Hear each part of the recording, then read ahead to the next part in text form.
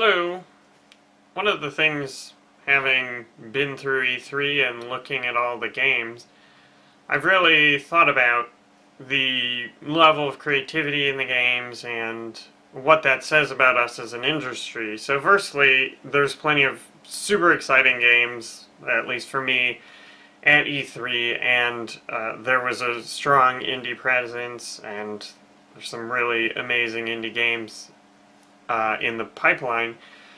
But I think on the whole, when you look at the AAA space, it's difficult to see titles that are super innovative and super creative and super off the wall. And especially if you compare it to the PS2 days or the PS1 days, where there are games like Stretch Panic about the platformer, where you stretch out your arms, and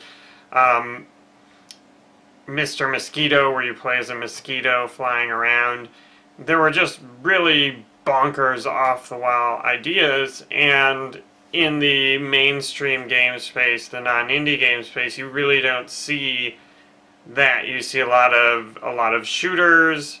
Some are third person, some are first person, and I think it would be a mistake to say that it's the fault of the developers, like, oh, game developers don't have a lot of good ideas. I'm sure all the game developers on AAA games have a ton of really great ideas. I think the main problem is the economics of game development, and I'm not trying to say that its publishers are greedy. It's just, if you look at the budget of a AAA game, maybe it's 20 million, maybe it's 50 million. Either way, that's a lot of money. And so in order to make back that money, you need to create something that is safe. You need to create something that you feel like will be a guaranteed hit. Because when you're talking about budgets that big, it essentially has to be a hit. Every title has to be a hit. There's not room for titles that only sell like 100K. Except in the indie space, where that'd be pretty amazing. But it's a difficult business because we have these huge budgets in the AAA space, and so you essentially have to do something safe. And I think in general it's not as exciting for game players, it's not as exciting for game creators, but it's kind of a fact of life if you want to keep developing games, if you want to make money, because one miss can bankrupt a publisher, it can bankrupt a studio, so it's really a tricky time. And so, what are the outcomes? Possible outcomes? Certainly, I think indie game development is essential to the industry because it gives developers the chance to innovate and to take risks where the risks aren't going to destroy them completely.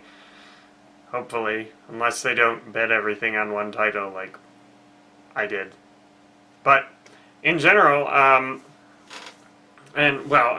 still trying to have a go at it, and hopefully, I'll be able to bounce back from this. But it's been difficult, and anyway, I'm not trying to talk about myself. I'm trying to talk about the industry, and so I think there's a couple different things that could happen. Certainly, indie development is huge, and there's a lot of indie developers making great games, and there's companies that recognize the importance of indie games. And the other thing is that I think it's conceivable that budgets might go down at some point, because I almost feel like they have to. I think that as technology improves, at least I'm hopeful, as technology improves, that the amount of work that goes into one game will decrease. And so I think at one point, we may hit diminishing returns in terms of visual fidelity. Things like motion capture and facial capture and scanning of real objects. Hopefully, that will pay off and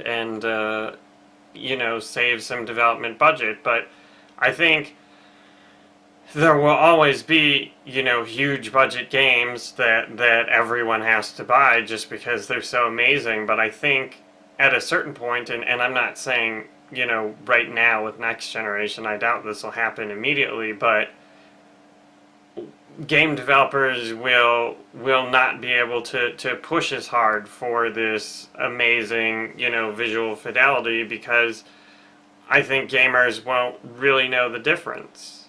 And so I'm hopeful, and certainly technologies like Unity are really speeding up development for projects and sort of lowering the barrier of entry. So hopefully between that and advances in motion capture or some content creation or just not having to worry as much about performance will hopefully change the industry for the better. So all of a sudden we don't have to spend so much on games to create a compelling experience. And I mean, certainly you don't have to pay so much for games, or I'm sorry, in terms of development, you don't have to pay that much for development to create a compelling experience, but I think you'd be hard pressed to explain that to a publisher.